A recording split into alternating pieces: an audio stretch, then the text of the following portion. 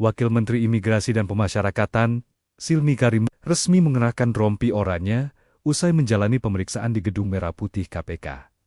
Silmi sebelumnya mendatangi KPK pada Rabu malam setelah sempat dicari penyidik terkait operasi tangkap tangan di kantor Imigrasi Jakarta Barat usai pemeriksaan intensif. Silmi keluar dengan mengenakan rompi tahanan dan tangan diborgol sebagai bagian dari proses hukum yang sedang berjalan.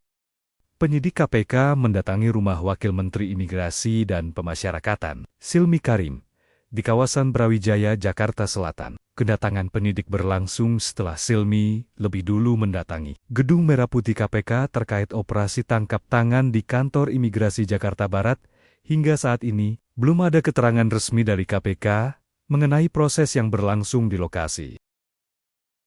Selamat pagi, kami akan menyampaikan update kegiatan penyelidikan tertutup yang KPK lakukan, bahwa dari tadi malam tim melakukan kegiatan di lapangan, yaitu di wilayah Jakarta Barat, dan dalam perkembangannya tim juga saat ini sedang bergerak di lapangan di wilayah Bali dan juga Jawa Barat. Dalam progresnya ada belasan orang yang diamankan dalam rangkaian kegiatan peristiwa tertangkap tangan kali ini, dan juga barang bukti yang diamankan ada kendaraan, mobil, motor, dan juga barang bukti dalam bentuk uang tunai, falas, ada USD dan SGD, dan juga ada dalam bentuk logam mulia emas. Saat ini tim beberapa masih bergerak di lapangan, jadi nanti kami akan update terus perkembangannya, termasuk juga barang bukti yang diamankan. Nanti kami akan update secara detail untuk jumlahnya. Mas, OTT ini terkait pengurusan tenaga kerja asing atau terkait apa? Peristiwa tertangkap tangan ini berkaitan dengan proses pengurusan warga negara asing untuk bisa tinggal di Indonesia. Ya. Kalau kita ketahui, untuk seorang WNA supaya bisa tinggal di Indonesia ada namanya kitab, ya, kartu identitas tetap, ada juga yang sementara atau KITAS. Nah, dalam proses pengurusan tersebut. Berarti ini jatuhnya suap ya, Mas? Nanti kita lihat konstruksi perkaranya, apakah itu masuk suap atau nanti pemerasan atau lainnya, nanti kita akan sampaikan detailnya. Salah satu pihak yang ditangkap ini apakah benar Kepala Imigrasi Jakarta Barat, Mas? Salah satunya itu. Dan termasuk WNA itu tersendiri juga diamankan, Mas? Untuk detail lainnya nanti kami akan update, karena selain pihak dari penyelenggara negara, ada juga pihak swasta yang diamankan. Swastanya salah satunya pengacara. Untuk detailnya nanti ya, karena dalam proses pengurusan KITAS ataupun kitab, WNA ini juga bisa menggunakan perantara begitu ya untuk prosesnya. Nah, ini nanti kita akan jelaskan konstruksinya dalam konferensi pers. Ini ke Bali ini kaitannya ada apa, Mas, hubungannya dengan di Imigrasi Jakarta Barat ini, Mas? Ya, ini kan masih terkait dengan proses keimigrasian, ya. Itu kan ada di beberapa titik ya biasanya proses-proses itu. Mas, apa betul kaitannya sama kasus judul di Hayamuruk kemarin, Mas? Kan Belum ada info terkait itu. 320 WNA yang ditangkap terkait itu. Belum ada info soal itu. Periodenya sendiri yang ditengarai pemerasan untuk pengurusan KITAS itu dari periode pemerasan. Nah, ini masih didalami karena pasca peristiwa tertangkap tangan, tentu para pihak yang diamankan diperiksa. Nah, nanti kita akan dalami dari situ. Ada pihak dari Kementerian Ketenagakerjaan, Mas? Sejauh ini dari pihak-pihak keimigrasian dan juga swasta. Nanti kita akan update perkembangannya. Ada lagi? Cukup sementara, teman-teman. Barang bukti tadi sudah untuk jenisnya, untuk jumlahnya nanti kita akan update.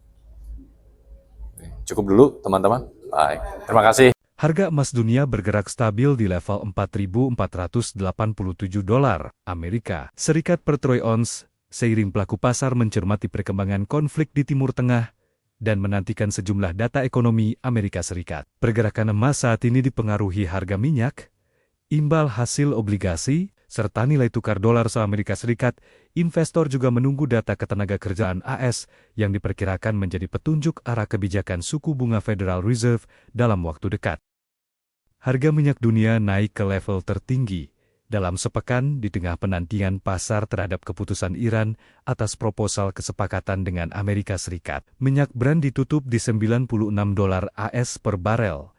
Sementara WTI mencapai $93,76 AS per barel. Kenaikan harga dipicu ketidakpastian geopolitik serta masih terganggunya distribusi energi global melalui Selat Hormuz.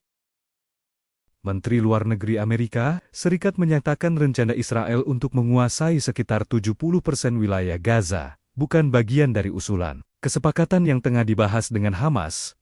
Pernyataan ini muncul di tengah upaya mediasi gencatan senjata dan pembebasan sandera yang masih berlangsung. Washington menegaskan, fokus utama negosiasi saat ini adalah penghentian konflik, penyaluran bantuan kemanusiaan, dan tercapainya kesepakatan yang dapat diterima kedua belah pihak. Perserikatan Bangsa-Bangsa atau PBB menyampaikan keprihatinan mendalam atas meningkatnya eskalasi konflik di Lebanon Selatan. PBB memperingatkan bahwa memburuknya situasi keamanan berisiko menimbulkan lebih banyak korban sipil, serta memperparah krisis kemanusiaan di wilayah tersebut. Organisasi dunia itu juga mendesak semua pihak untuk menahan diri, menghormati hukum internasional, dan mengupayakan langkah-langkah diplomatik guna mencegah meluasnya konflik. Iran mengecam serangan terhadap sebuah sekolah putri di wilayah LPR dan menyebutnya sebagai kejahatan perang. Teheran menegaskan bahwa fasilitas pendidikan sipil tidak boleh menjadi target serangan dalam konflik bersenjata. Iran juga mendesak dilakukannya penyelidikan independen guna mengungkap pihak yang bertanggung jawab atas insiden tersebut.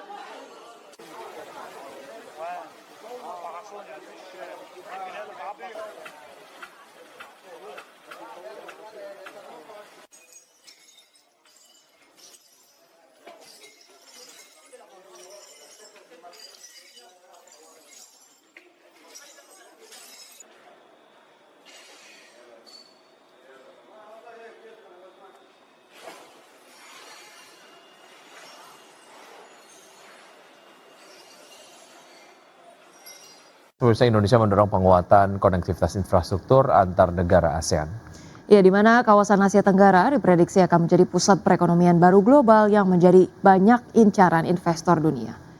Presiden Prabowo Subianto menekankan pentingnya penguatan konektivitas infrastruktur di berbagai bidang, termasuk pemerataan akses di wilayah terluar bagi negara-negara anggota ASEAN. Indonesia menekankan bahwa pembangunan infrastruktur yang terkoneksi antar negara akan memberikan dampak nyata bagi masyarakat di wilayah tertinggal, terdepan, dan terluar atau 3T, negara-negara Asia Tenggara. Untuk itu Menteri Luar Negeri Sugiono menegaskan kerjasama subregional harus juga mengutamakan konektivitas antar negara dan juga harus mampu menghadirkan akses infrastruktur yang merata dan terjangkau bagi seluruh masyarakat ASEAN. Indonesia sendiri berkomitmen untuk terus memperkuat sinergi dan konektivitas pembangunan infrastruktur lintas kawasan. Ada beberapa deliverable terkait dengan hal itu, diantaranya ASEAN Petroleum Security Agreement yang disepakati, kemudian juga after ASEAN Plus 3 Emergency Rice Security yang kemudian menjadi deliverable dari pertemuan. Ya, Bank Indonesia melaporkan posisi cadangan devisa Indonesia pada akhir April 2026 sebesar 146,2 miliar US dollar. Ya, posisi cadangan devisa pada akhir April 2026 setara dengan pembiayaan 5,8 bulan impor dan pembayaran utang luar negeri pemerintah. Bank Indonesia melaporkan posisi cadangan devisa Indonesia pada akhir April 2026 sebesar 146,2 miliar US dollar. Angka tersebut menurun dibandingkan posisi akhir Maret 2026 yang tercatat sebesar 148,2 miliar US dollar. Adapun posisi cadangan devisa pada akhir April 2026 setara dengan pembiayaan 5,8 bulan impor atau 5,6 bulan impor dan pembayaran utang luar negeri pemerintah. Angka tersebut juga jauh di atas standar kecukupan internasional yang berada di kisaran 3 bulan impor. Dalam keterangannya, Direktur Departemen Komunikasi Ramdan Denny Prakoso mengungkapkan, perkembangan tersebut dipengaruhi oleh penerimaan pajak dan jasa serta penerbitan global bond pemerintah. Di tengah kebutuhan pembayaran utang luar negeri pemerintah dan pelaksanaan kebijakan stabilisasi nilai tukar rupiah.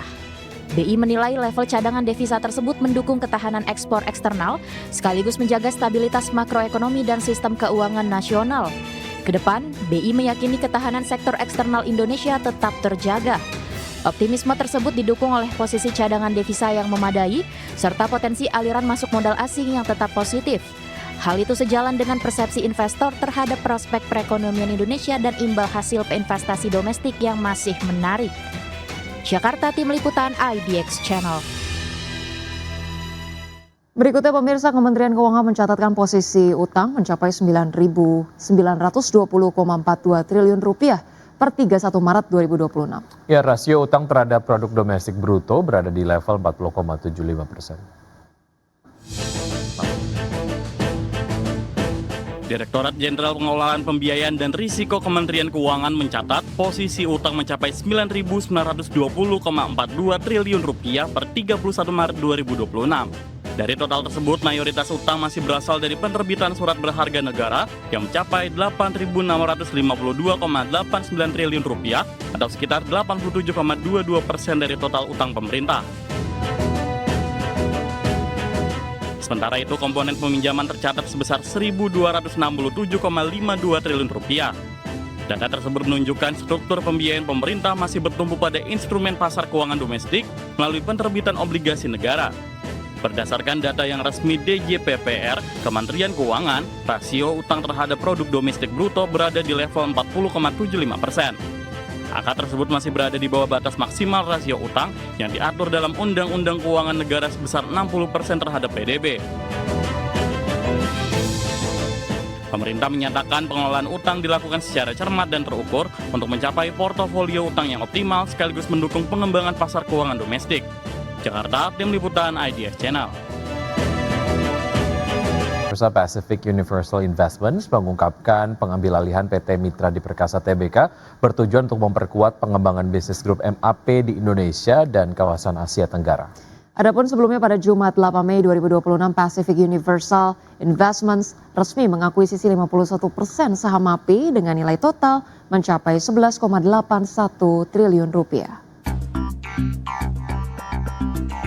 Pacific Universal Investments mengungkapkan pengambil alihan PT Mitra Adiperkasa Tbk bertujuan memperkuat pengembangan bisnis grup MAP di Indonesia dan kawasan Asia Tenggara. Direktur Pacific Universal Investments mengatakan langkah akuisisi Mitra Adiperkasa dilakukan untuk mendukung ekspansi dan pertumbuhan jangka panjang perseroan sebagai salah satu pemain retail terbesar di kawasan. Pada Jumat 8 Mei 2026, Pacific Universal Investments resmi mengakuisisi 8,46 miliar saham MAPI atau setara 51% dari total modal ditempatkan dan disetor perseroan. Saham tersebut dibeli dari PT Satya Mulia Gema Gemilang dengan harga Rp1.395 per saham atau senilai total Rp11,81 triliun.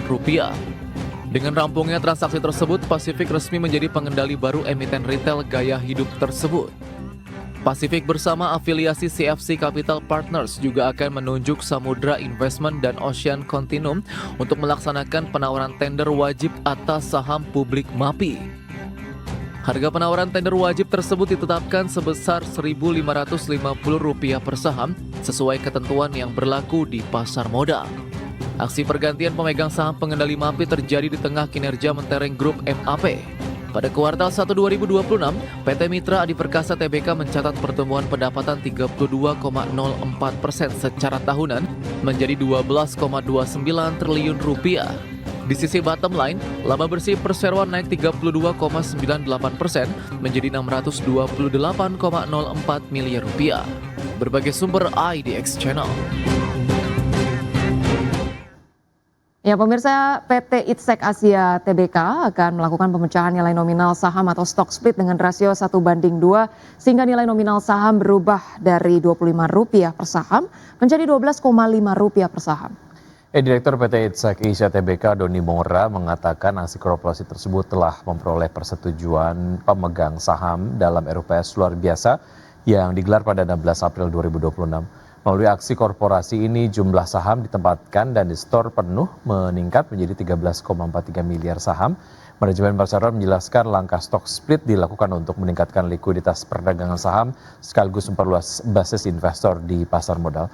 Berdasarkan jadwal yang telah diumumkan Perseroan, perdagangan saham CYBR dengan nilai nominal lama di pasar reguler dan negosiasi berakhir pada 12 Mei 2026.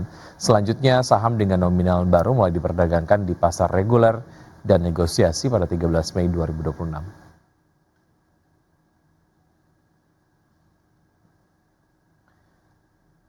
PT Panca Budi Idaman Tbk memutuskan membagikan dividen tunai sebesar Rp397,5 miliar dari laba bersih tahun buku 2025. Ya, meski kinerja laba dan penjualan mengalami penurunan, Perseroan tetap optimistis menatap tahun 2026 dengan target pertumbuhan pendapatan dan profitabilitas yang lebih baik. PT Panca Budi Idaman Tbk atau PBID menyetujui pembagian dividen tunai sebesar Rp397,5 miliar atau setara Rp53 per saham dari laba bersih tahun buku 2025. Keputusan ini disahkan dalam rapat umum pemegang saham tahunan atau RUPST. Dari total laba bersih sebesar Rp400,58 miliar, sebesar Rp3 miliar dialokasikan sebagai cadangan, sedangkan sisanya dibukukan sebagai laba ditahan. Sepanjang tahun 2025, PBID mencatatkan penurunan laba bersih sebesar 17,4% secara tahunan menjadi Rp400,58 miliar. Sementara penjualan turun tipis menjadi Rp5,19 triliun. Penjualan masih ditopang oleh segmen kemasan plastik senilai Rp3,44 triliun, disusul penjualan biji plastik dan segmen lainnya. Pasar domestik tetap menjadi penopang utama pendapatan Perseroan. Direktur Utama PBID Vicky Taslim menyebut penurunan kinerja dipengaruhi tren penurunan harga biji plastik sepanjang tahun 2025. Meski demikian, Perseroan tetap optimistis terhadap prospek bisnis tahun ini. PBID menargetkan pertumbuhan pendapatan usaha sebesar 10% pada 2026 dengan target net profit margin di kisaran 8 hingga 10% serta debt to equity ratio atau DER sebesar 15 hingga 20%. Berbagai sumber IDX Channel.